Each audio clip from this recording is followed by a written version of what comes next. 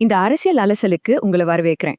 இப்போ நாம ஒரு பொலிட்டிக்கல் அனலிஸ்ட் பார்வையில இருந்து தளபதி விஜயோட அரசியல் என்ட்ரி, அதாவது தமிழக வெற்றி கழகத்தோட தொடக்கத்தை பத்தி டீகோட் பண்ண போறோம். இது சும்மா ஒரு நடிகரோட திடீர் ஆசை கிடையாதுங்க. இதுக்கு பின்னாடி இருக்கிற பிரம்மாண்டமான வியூகத்தை தரவுகள் மூலமா இன்னைக்கு நாம புரிஞ்சுக்க போறோம். சோ இதுல கொஞ்சம் ஆழமா இறங்கி பார்க்கலாம். ஒரு சினிமா ஹீரோ அவ்ளோ ஈஸியா முதலமைச்சர் ஆகிட முடியுமா? காலம் காலமா பாரம்பரிய அரசியல்வாதிகளும் சரி, விமர்சகர்களும் சரி கேக்குற ஒரு முக்கியமான கேள்வி இதுதான். தமிழ்நாட்டுல பலம் வாய்ந்த திராவிட கட்சிகளை எதிர்த்து நிக்கிறது சாதாரண விஷயம் கிடையாது. ஆனா இன்னைக்கு நாம பார்க்க போற சோர்ஸ் மெட்டீரியல் விஜய் எப்படி தன்னோட மெட்டிகுலஸ் பிளானிங் மூலமா இந்த பழைய பிம்பத்தை உடைக்க பாக்குறாருன்னு நமக்கு தெளிவா காட்ட போகுது. இந்த அனலிஸ்ட் பிளேபுக்கை நம்ம 5 முக்கிய பகுதிகளா பிரிக்கலாம். 1 15 வருட மாஸ்டர் பிளான், 2 களப்பணி வியூகம், 3 கட்சி பிராண்டிங், 4 தேர்தல் கள வியூகம், அப்புறம் 5 நிஜ ஹீரோவாகும் திட்டம். முதல்ல அந்த 15 வருட மாஸ்டர் பிளான் என்னன்னு பார்க்கலாம். அரசியலுக்கு வர்றது நேற்றோ இன்றோ எடுத்த முடிவு கிடையாதுங்க. சுமார் 15 வருஷத்துக்கு முன்னாடி அவர் ஆரம்பிச்ச மாவட்ட வாரியான கல்வி உதவி திட்டம், அது வெறும் சோஷியல் சர்வீஸ் மட்டும் கிடையாது. எக்ஸாக்டா சொல்லணும்னா அது எதிர்கால வாக்காளர்களை குறிவச்சு ஆரம்பிக்கப்பட்ட ஒரு லாங் டேர்ம் நெட்வொர்க்கிங் ஸ்ட்ராட்டஜி. 2020 2025 வரைக்கும் அவர் சந்திச்ச அந்த 10 மற்றும் 12ஆம் வகுப்பு மாணவர்கள் தான் இப்போ 2024 2026 தேர்தல்கள்ல வோட் பண்ண போற முதல் முறை வாக்காளர்கள். What a plan, right? அடுத்து இந்த அடித்தளத்தை அவர் எப்படி களப்பணியா மாத்தினாருன்னு பார்க்கலாம்.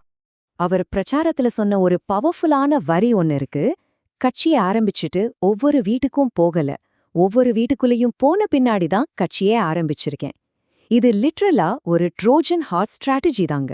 ஒரு அரசியல் கொடியை தூக்குறதுக்கு பல வருஷங்களுக்கு முன்னாடியே அவர் மக்களோட வீடுகளுக்குள்ள ஒரு நம்பிக்கையான நபரா நுழைஞ்சிட்டாருங்கிறத இந்த தரவு நமக்கு உறுதியா சொல்லுது. இங்க ஒரு இன்ட்ரெஸ்டிங்கான டெமோகிராஃபிக் ஷிஃப்ட் நடந்திருக்கு, கவனிச்சிங்களா? கடந்த காலத்துல அவர் மேடையேற்றி கௌரவிச்ச அந்த சாதாரண பள்ளி மாணவர்கள் இன்னைக்கு யாரு நினைக்கிறீங்க? சோஷியல் மீடியாவை ரூல் பண்ற இன்ஸ்டா யூசர்ஸ், ட்ரெண்ட் செட் பண்ற 2K கிட்ஸ், அப்புறம் மாற்றத்தை விரும்புற ஃபர்ஸ்ட் டைம் வோட்டர்ஸ். இந்த டிஜிட்டல் யுகத்தோட மிக வலிமையான ஒரு பேஸ் அவர் தனக்காக உருவாக்கியிருக்காரு. 3வது பகுதி அவங்களோட கட்சி பிராண்டிங் வியூகம். இது எப்படின்னு பாப்போம். இந்த லான்ச் அப்படியே ஒரு மிகப்பெரிய கார்ப்பரேட் பிராண்ட் ரோல் அவுட் மாதிரி நடந்திருக்கு. தமிழக வெற்றி கழகம்னு பேர் இருந்தாலும் TVK அப்படிங்கிற அந்த சிம்பிளான ஆங்கில சுருக்கம், தமிழ் நிசையில வெளியாகி வைரலான கட்சி பாட்டு, அப்புறம் ஒரே நாள்ல குழந்தைங்களையும் ரீச் பண்ண அந்த விசில் சின்னம், வாசல்தோறும் வரையப்பட்ட விசில் கோலங்கள், இது எல்லாமே தமிழ்நாட்டு அரசியலுக்கு ரொம்பவே புதுசு. ரொம்ப அக்ரெசிவான மாடர்ன் பிராண்டிங் தான் அதை சொல்லணும்.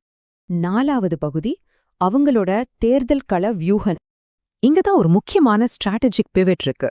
வழக்கமா தமிழ்நாட்டுல தேர்தல் களம்னாலே பல கட்சிகள் மோதிக்கிற ஒரு இடமா தான் பார்க்கப்படும். ஆனா TVK என்ன பண்றாங்கன்னா, திமுகவை ஒரு தீய சக்தி அப்படின்னு தொடர்ந்து பிராண்ட் பண்றாங்க.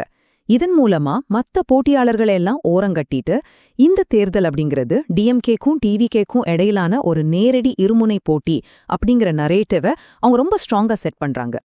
எதிரிகளை அக்ரெசிவா அட்டாக் பண்ணாலும் மேடையில அவங்க டோன் பாத்தீங்கன்னா ரொம்ப பாசிட்டிவா இருக்கு. நல்லதே நடக்கும், கான்ஃபிடென்ட்டா இருங்க அப்படின்னு ஒரு நம்பிக்கையை கொடுக்கறாங்க. அது மட்டும் இல்லாம தமிழ்நாட்டு அரசியல் ரொம்பவே ரேரான ஒரு விஷயம், ஆட்சியில் பங்கு அப்படிங்கிற ஒரு மிகப்பெரிய வாக்குறுதியை முன்வச்சு பல்வேறு தரப்பினரையும் தன் பக்கம் ஈர்க்கும் ஒரு செம்ம பேலன்ஸ்ட் அப்ரோச் அவங்க கையாள்றாங்க. ஃபைனலா 5வது பகுதி நிஜ ஹீரோவாகும் திட்டம். ஸ்கிரீன்ல மக்கள் கொண்டாடின அந்த ஹீரோயிசத்தை ரியாலிட்டியில எப்படி கொண்டு வரது?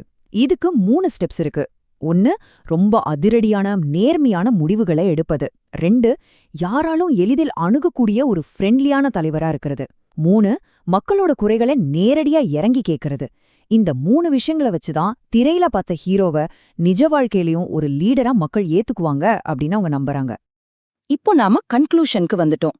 எதிர்க்கட்சிகள் இதையெல்லாம் சும்மா ஒரு சினிமா ஷூட்டிங் மாதிரி இருக்கு அப்படின்னு விமர்சிக்கலாம். ஆனா இன்னைக்கு நாம பார்த்த இந்த டேட்டா TVKவோட பிளானிங் எவ்ளோ ஸ்ட்ராங்கா இருக்குன்னு நமக்கு காட்டுது. இப்போ நம்ம முன்னாடி இருக்கிற ஒரே கேள்வி இதுதான். 15 வருஷமா செதுக்கப்பட்ட இந்த மாஸ்டர் மைண்ட் ஃபார்முலா தமிழ்நாடோட அரசியல் களத்தை மாற்றி அமைத்து நிஜமான வாக்குகளா மாறுமா? நீங்க என்ன நினைக்கிறீங்க? இந்த அலசல் மூலமா நீங்க நிறைய சுவாரஸ்யமான விஷயங்களை தெரிஞ்சிருப்பீங்கன்னு நம்புறேன்.